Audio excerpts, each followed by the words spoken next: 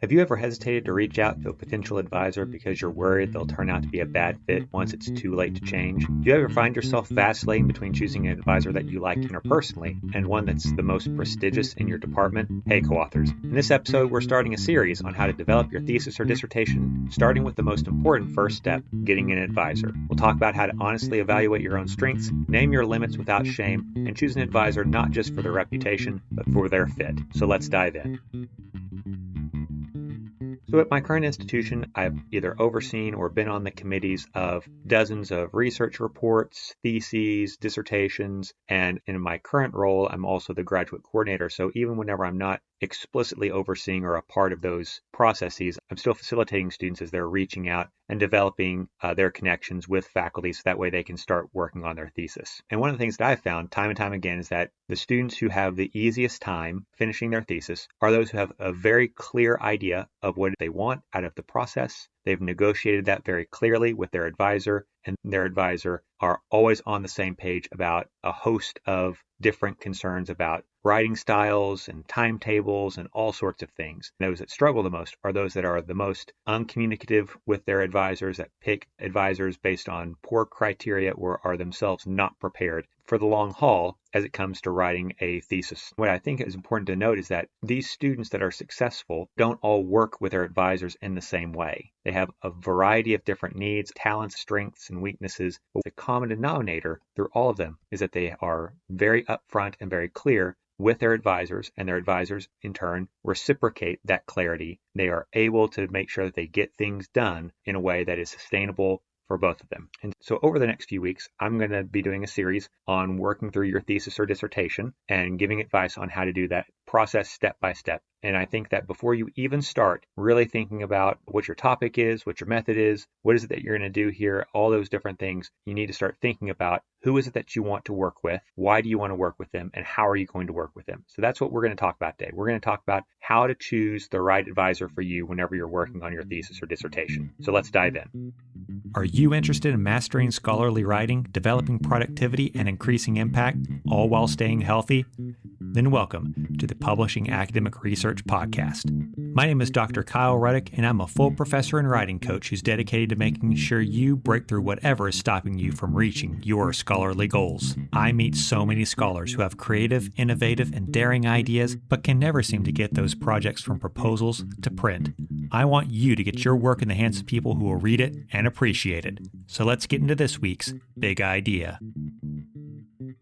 So the first thing I want to do overall, before I kind of get into the types of strengths that you might want to assess here, is that it's really important to remember, again, that successful students do not all have the same profile. They're not all type A students. Successful students can have a variety of ways in which they pursue and obtain success with their thesis or dissertation process. But what that requires, though, is that you are very upfront with yourself and with your advisor about what your strengths and weaknesses are. And you have to have then an advisor who is able to match and complement your strengths and weaknesses. If you're the type of writer who's very, very detailed oriented and it takes you months to get a draft out, once you get the draft out, it's almost perfect, but you are a very slow, methodical, meticulous writer, then you might end up getting an advisor who's always very upset with you because they, on the other hand, are the type of writer who writes things very quickly and then edits them afterwards. And so they're wondering, why are they not getting drafts from you all the time? Because in their mind, you should be giving them a lot of drafts to go through the revision process, whereas you, on the other hand, are taking your time and really being meticulous with your writing. And so now both of you are frustrated because your advisor thinks that you're not working hard enough and you're feeling pressure to produce work faster than you're comfortable with because you can't ensure the quality that you want in your writing. This is a classic mismatch. And if that's the case, then both of you are going to be frustrated and you're going to have a bad time whenever it comes to writing your thesis or dissertation.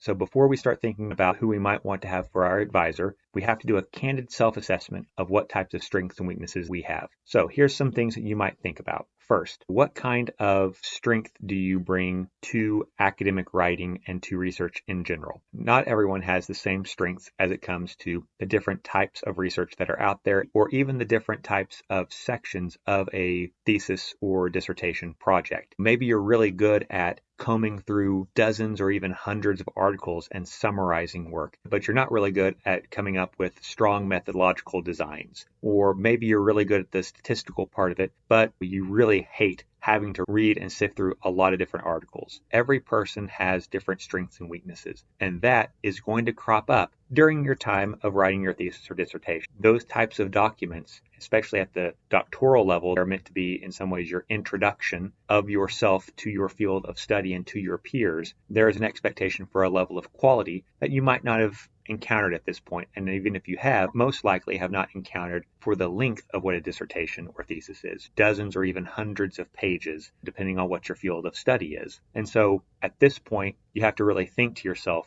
what are my strengths as a researcher, as a scholar, and what are my weaknesses, and how am I going to lean on some and mitigate others through my thesis or dissertation process? Also, you need to think about yourself beyond just the content of your area, right? So how are you on things like organization and follow through? I have worked with so many scholars, and some of them very big names in my field. And I can tell you that it doesn't matter if you are a big name scholar or you are fresh out of doc school. There are some people who, unless you grab them by the hand and walked them to their appointments, they would never make a meeting on time in their lives. Deadlines just don't mean anything to them. And that is not me. That goes all over me. I find it to be incredibly disrespectful. But hey, some people, that's their way of moving through the world. Maybe that's their culture, whatever it might be. But some people have much different ideas of what it means to be organized and to follow through on deadlines and stuff like that than other people do. And so again, you might want to think to yourself, am I the type of person that whenever my advisor says, I want my next draft by February 1st, are you the type of person that makes it by February 1st? Or are you the person that's always a week late? Because if you are, and your advisor is the type of person who is very particular about meeting deadlines, then you're, again, going to quickly find yourself on the outs with your advisor because they think that you're late and disrespectful, whereas you think they said the first, but what they really kind of meant was around the first. Well, maybe not. Maybe they honestly meant not just the first, but the old saying, to be on time is late and to be early is on time. So maybe they said the first, but what they really wanted it was 3 days earlier than that. You need to think about how you orient towards time and your own organization and flow and your work. So that way it makes sure that you're staying on top of things in a way that's sustainable for you and also in a way that works with your advisor. You also need to think about what is your level of comfort with ambiguity. Some advisors, whenever they give you feedback on your work, will write detailed notes. They might even invite you to their office and go over those notes with you, and they are going to be very detailed and didactic about what it is they want to see. Other ones might just underline a few things and say, this isn't good enough, do it again. And you have very little guidance on what it is that you're supposed to do. If you're the type of person that has a low tolerance for ambiguity and you have an advisor who does not give you detailed feedback, that's going to be a mismatch and you're not going to be successful. The next thing that I will say is, what type of feedback do you like? I'm the type of person that whenever I get feedback, I want to see detailed feedback that tells me where I'm wrong or where I need to do better. It does not bother me whenever someone tells me that I can improve something. And in fact, whenever I was in my graduate programs and I would get a paper back with very little feedback and a high score, I always had a sort of nagging feeling in my head of, did they really read this? Did they really do a good job grading this? Because I don't think that I'm that good. And so the fact that they didn't find anything wrong with my writing, maybe that's an indicator of their poor quality and not an indicator that I'm doing very well. Now, as you might imagine, that is in some ways probably not productive thinking to engage in all the time, because then you never really are satisfied with yourself. But if you're the type of person that works good under having people being very upfront about where you need to improve, great. Other folks need to have a lot more positive encouragement, right? So their relationship with their advisor is one where the advisor is always saying, you did this well, you did that well. Hey, you did this and I liked that. Here's how you can do more of that better, right? So framing those things as a positive rather than as a negative. And so again, think to yourself, are you the type of person that thrives on feedback that is more corrective or feedback that is more positive? The final strength that you might want to assess to yourself is, what type of writer are you? I think that the two sort of archetypes that a lot of people throw around is the vomiter or the bleeder, right? So the bleeder is the type of writer that every word is meticulously done. It takes them so long to write their work because every word feels like it's being cut from them. They're bleeding those words out. They do not like to revise or cut anything once they've written something because everything is exactly as it should be, usually from the first draft. The puker, on the other hand, is the type of person that writes and just throws everything that they can on the page and then revises that after the fact. And so quality comes after writing rather than in the writing process. You need to know what type of writer your advisor is, or if your advisor likes working with types of writers that are not their preferred style of writing. It's important that you're negotiating that because, as I was saying before, if you're a bleeder and your advisor isn't that type of writer, they think that you're behind on deadlines and that you're not working hard enough, when in fact the writing that you're doing is on time because you're not going to have a whole lot of edits. On the other hand, your advisor is going to be very upset with you if they themselves are a bleeder or don't really like working with pukers, and you turn in a draft to them that to you, you know this is going to need to be revised. This is something that you're going to be working on and working through, and yet the advisor looks at that and thinks that you're asking them to do all that work and that you've just kind of thrown a whole bunch of gobbledygook at them and hope that your advisor will do all of that revising work for you. And so I think that as you do a candid self-assessment of these different strengths, these areas can then help you think about what is it that you are going to be good at in this process? What is it that you are not going to be as strong at? And then whenever you approach an advisor, you can see whether or not they have experience working with the type of person that you are, whether they appreciate or don't appreciate that, whether if they have a different orientation, is there room for compromise? Like, what's this relationship going to be like? Because absent those conversations, you can both find yourself in a very frustrating place. So once you've done this sort of self-assessment, then the next step is to think about who is it that you might want to work with. Now, in some programs, I understand that you don't really have a whole lot of choice, right? You might have been recruited from the very beginning to work with a certain professor or work with a certain advisor. Some advisors are very persnickety about, well, these are my students and those are your students, especially if that's based on grant funding and stuff like that. But even if your advisor is not someone who you have a lot of leeway with, you might have a little bit more leeway when it comes to choosing your committee. And so these are things to be thinking about for choosing your advisor or your committee members. The first thing that I would say is that overall, before you start looking at the specifics of your advisor and your committee, it's important for you to have faculty members who serve different purposes on your committee. This might be by area of expertise. So as your dissertation or thesis is going to have a body or different bodies of literature. So do you have a faculty member who is an expert in those things, who you can go to with questions or that you can talk through about this particular area of study? It could be methodological. So do you have someone who can help guide your method of choice?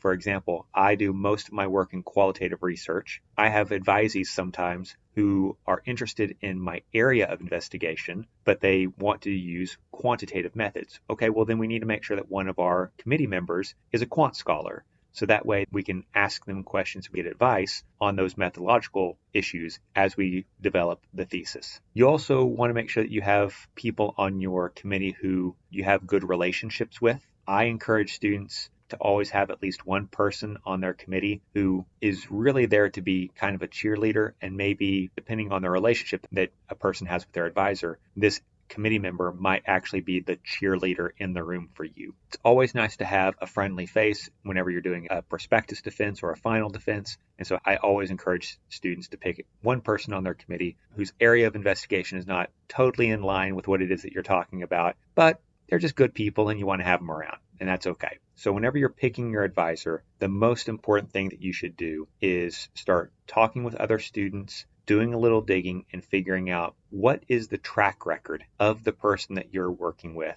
of working with students on their thesis or dissertation. Do they have a reputation for not getting back drafts on time? Do they have a reputation of being difficult to work with? Do they have a reputation of being abusive or mean to students? All those things are not going to be on anyone's website whenever you first entered into that program, but they are going to be things that you can start to suss out once you're in that program. Whenever I was going through my doctoral program, We had faculty members who had stellar reputations whenever it came to working with students. They were very generous, very kind. They were very good about getting people done with their work on time. We had other ones that it was an open secret that they never got work back on time. They were constantly in trouble with their colleagues and with the administration on campus for not getting back work to students on time. And some of the faculty members, I would say, were abusive to the students that they had under them, asking them to make revisions that were way out of line, or even asking them to do things that were outside of the project in order for them to curry favor with that particular faculty member. Just things that were just indefensible nonsense as it comes to being a part of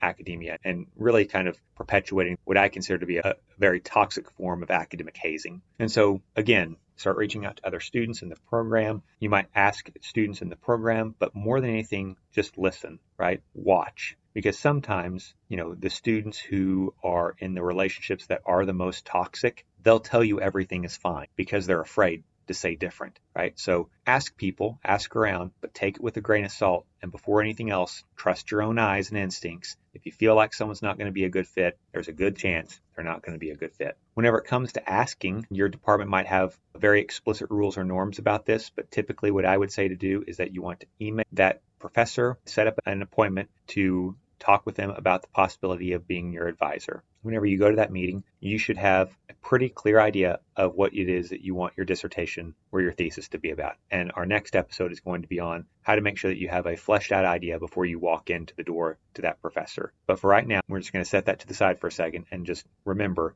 that you should not walk into your potential advisor's office and whenever they ask you, what do you want your project to be about? Your answer cannot be, well, I don't know. I was kind of hoping that we might just talk together and figure that out together. No one wants to hear that. Your advisors, your professors are too busy to sit there and handhold you through that process. And furthermore, the whole point of these culminating projects like this is for you to move your learning out of being a receiver of directives from your advisors, and instead for you to be a producer of knowledge in those areas, for you to join those scholarly conversations. And so if the first time that you really get to debut your voice to the scholarly world, you are instead telling your advisor, I want to just be your mouthpiece. Tell me what it is that you want me to say and I'll say it. That is not an appropriate way of approaching this conversation. You should have some idea of what it is that you want to do. And again, we'll talk about that next week, about how to make sure that you know what to talk about. But you should have a good idea of what it is that you want to talk about,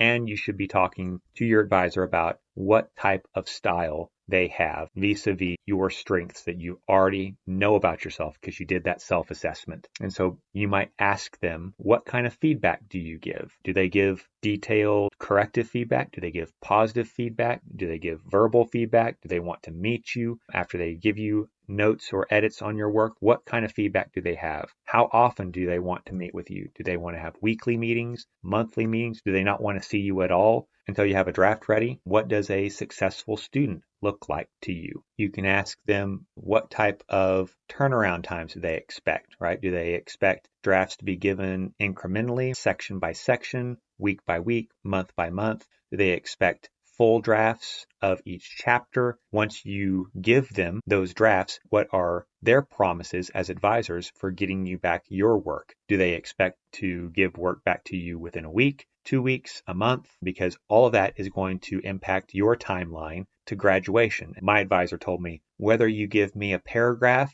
or you give me an entire chapter, I'm going to take a month to get it back to you. It just didn't matter. He was going to take a month. Okay, cool. Well, then what you're telling me is that I better turn in as much as possible to you whenever I turn it in, because if you're going to take a month regardless, then it doesn't do me any good to write it section by section, because that's only going to slow me down. And so again, negotiating that with your advisor as to what their turnaround time is going to be is also important. What type of expectations do they have about your completeness of your draft? Are they the type of person that wants you to have it meticulously done? Do they want to sit in the puke with you and work through the revisions? Are they somewhere in the middle? For myself, for example, I have much more leeway with students wanting to work through the muck with my students whenever it comes to content revisions, because I don't expect, especially master's students, to be experts at content yet. That's why I'm there to help and advise them. I do expect them, on the other hand, to be experts about organization, citation, their references, stuff like that, because all of those things are very clear and very prescriptive. If I see that you've cited 6 different articles 6 different ways, that tells me that you just did not put in the effort to fix your reference section before you turned this into me. That's insulting to me, right? That's a waste of my time. I should not be sitting there having to do that much work on something that is so clearly and prescriptively either right or wrong. But again, on the other hand, for content revisions, there's a whole bunch of stuff that even a master's student who is studying a certain topic may not know that I know, because I've been studying that topic for nearly 15 years, whereas they've gotten at best maybe a year or two on it. And so content for me is much different than those other sorts of things. But again, your advisor might be different. So you need to make sure that you're developing those sort of clear expectations. You also want to make sure that you talk to them about availability. Faculty members, a lot of us are not on 12-month contracts, depending on where you're at least here in the United States. We are not on 12-month contracts. We are actually on 9-month contracts. And so the summer, we are not being paid during that time, and that we use that time to whatever ends that we want to use it for. Most of us use it to catch up on research, but certainly we don't have to, because we're not paid during that time. And so if you have an expectation that you're going to get a lot of feedback and you're going to cover a lot of ground, you're going to get a lot of work done over the summer because you're going to be working so closely with your advisor might be on vacation half a world away and have no interest in talking with you at all. And they are not contractually bound to do so because they're not getting paid. And so it's important to know that. Are they the type of person that has an appointment that has them working over the summer, getting paid over the summer? And if so, are they willing to work with you on your thesis or your dissertation? Are they not getting paid but still open to doing that work with you over the summer? If that's the case, make sure to thank them, because again, they are not getting paid for working with you over their summer. And so that is very generous of them to devote their time and energy to that. Or are they the type of person that says, look, I'm going to give you a whole bunch of stuff to do before we leave in the spring semester. I'll see you again in August whenever we're back on campus, but don't bug me until then. None of those choices are wrong on the part of the faculty, but they do have different implications for you as a student, and you need to negotiate that with your advisor before they leave after the spring semester is over. The last thing that you want to negotiate with your advisor is what type of relationship do they want to have with you as it pertains to disagreements. And that is to say, if they ask you to make some sort of content revision, do this, that, or the other, and it's all ethical and above board, right? If it's not, then obviously that's a whole different can of worms. But if they wanted you to cite this body of literature or do this type of experiment differently or whatever it might be, and you don't agree with them, how are they going to handle that? Are they going to assert authority? Hey, I'm the advisor here. You do what I tell you to do. Are they going to negotiate with you? Are they going to say, hey, that's your choice, but don't be surprised if you get asked questions about this in the defense?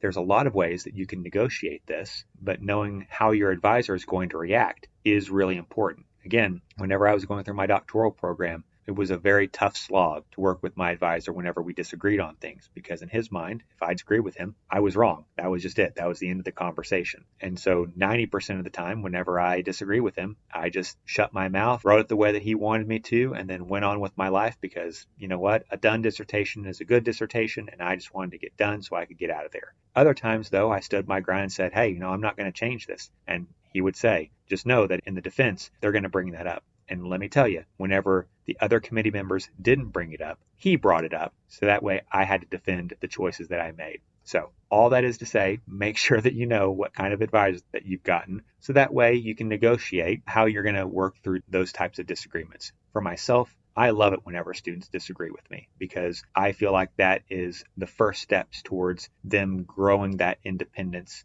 and being able to defend their choices. Now, that doesn't mean that I always defer to what students want. Sometimes there are reasons that I want them to do things, and by the end of it, we've discussed it and they make the change because I've convinced them to make the change. But I don't want my students to be afraid to even broach the subject with me. I want them to disagree because that shows independence of thought. And I like that. I cultivate that among the people that I work with. As I wrap up here, the last thing that I will say is that you are not going to have a perfect advisor. There's nothing that guarantees that. No matter how much they publish, no matter how many theses or dissertations they've overseen, no matter how much of a rock star or not they are, there's no surefire recipe. There is, on the other hand, perfect relationships with advisors. And what I mean by that is that if you have the type of relationship that works for you, however you write, however you organize, however you plan, however you execute, that's what it takes in order for you to get done. And, maybe this is because of my bias as a communication studies scholar, but I think that 99% of that is just making sure that you are open and honest and communicative with your advisors and that they reciprocate that in kind. So that way there is clarity and certainty through this process.